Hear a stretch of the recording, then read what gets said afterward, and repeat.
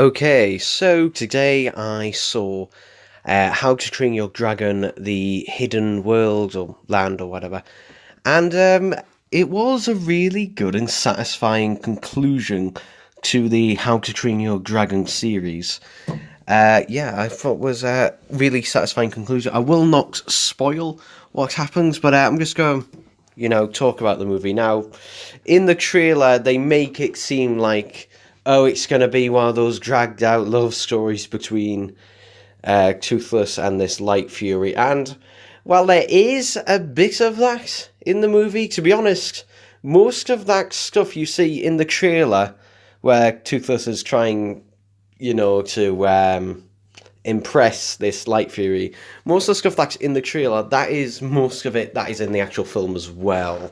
So there's not a huge amount of that, to be honest. So yeah, but first of all, I'd like to, talk about a few criticisms with this film, in the fact that it treads on some very familiar territory in terms of, like, for example, the villain and also the plot of the film is very similar to what had come in the previous How to Train Your Dragon. So there are a lot of similarities between this one and the previous one as well. But, other than that, it's a pretty decent thing. I wouldn't say it's the most, amazing thing. It was a nice, enjoyable time. It was, and it assumes that you've already seen the previous ones. It assumes that, you've already seen the first two films, because it kind of just, like, drops you in. It's just like, yeah, you know who these characters are. And that is another problem that the film has, is that there's too many characters in this. It suffers from the too many characters syndrome, where there are just too many characters in it to the point where basically, other than Hiccup, Toothless, and Astrid, no one else really gets a satisfying conclusion or wrap up. In fact, to be honest, apart from Hiccup, Toothless, and Astrid, basically no one else actually really matters in this film. I mean, apart from the villain, no one else really gets much screen time at all. Hiccup's mother is only in a few scenes. In fact, actually, slight mild spoiler alert, though not really. Skip ahead 10 seconds. But Hiccup's dad is in flashbacks, and he actually probably gets more screen time, or at least more meaningful screen time, than Hiccup's mother in this. Basically, everyone else in this basically just kind of pops in and then pops out at random points. They don't really impact the story at all. It just seems just like there's a bit too many people here now, because we've got people who were in the second movie as well in this one, and obviously they're adding more, characters to this. It just feels like there's a bit too many characters in this film. And also, I believe David Tennant is in this film as well. He's playing one of the villains, sort of, in this. He's like playing a sort of lower villain who, I swear, only has a couple of lines, so I don't know why they bothered getting him, to be honest. And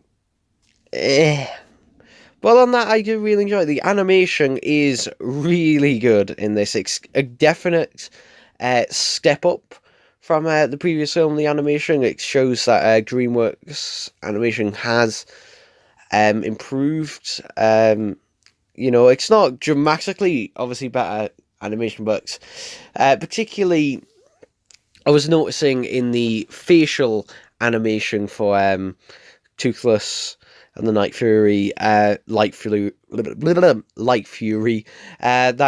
the animation, particularly on the eyes and the faces, was a lot more expressive and also more detailed than it had been previously.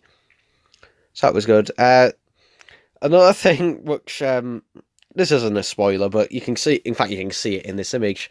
But the sword that Hiccup is holding that's on fire. It's basically a lightsaber, essentially, because he presses a button on it, and the whole sword sort of flicks out and then a light. So it's essentially like a bloody lightsaber. In fact, when he isn't using it and it collapses in on itself and closes up, it looks like a bloody lightsaber. So yeah, that's interesting. But yeah, so that's it for my thoughts on watching this. But there is one thing that did ruin this experience for me, and that was nothing to do with the film itself. It was seeing it at the cinema. There was, I mean, I know this is a kids film, but God, I hate going to see kids films at the cinema because there's fucking children there. I know, but I did get an early screening as possible, the first screening that they had in the morning, and it was just packed. And unfortunately, there was this one kid behind me who wouldn't shut the fuck up through the entire film. And they were just pointing out the obvious. Like, for example, when you first saw the Light Fury, he would turn to his dad and say, "Dad, look, that's the Light Fury, and oh look, this is happening, the thing that I can see with my eyes, and so can everyone else." You have to point out and just talk throughout the entire fucking film. And the annoying thing is, this kid also decided to talk about out random bollocks as well during important plot moments. For example, when the villain was talking about his plans and that. This kid just decided to, I'm going to chat about random nonsensical stuff now. It's just like, Urgh!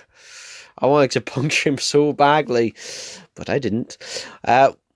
Also, another thing unrelated to this, on the drive to the cinema, a huge piece of styrofoam hit our car. It was windy, and there was this big, massive piece of styrofoam blowing in the wind. It must have been about a foot long, and it just hit the side of the car and then continued off in the wind. So that was just a weird little thing. But yeah, overall, if you've enjoyed the other two How to Train Your Dragon films, or you've been watching the TV or Netflix shows, then yeah, this is a satisfying conclusion to the franchise as a whole. And yeah, this is a conclusion to it.